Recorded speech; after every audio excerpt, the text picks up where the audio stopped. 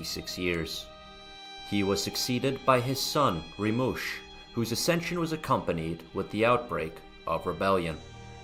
Despite the many uprisings his father had put down, resistance to Akkadian hegemony was evidently reinvigorated by what the Sumerians perceived to be a moment of weakness.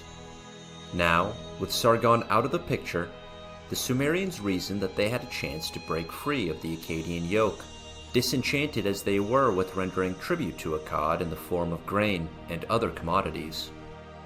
Even if the Akkadian Empire was fundamentally decentralized in nature, and willing to co-opt those born outside of Akkad into the inner circle, there were probably other reasons for Sumerian discontent beyond the extraction of tribute, including the dispossession of land first from small Sumerian landlords and later the Enses, the ostentatiousness of a newly ascendant Akkadian aristocracy, and finally the embitterment that any sophisticated civilization might feel in a state of subjugation.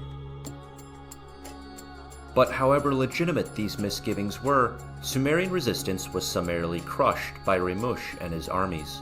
The Sumerian cities of Umma, Lagash, Adab, Dare, and Kezulu were all brought to heel once again.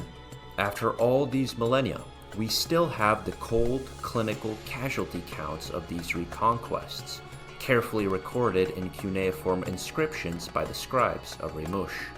In all, something like 23,000 Sumerians were supposed to have been killed in battle, with twice that number being taken captive.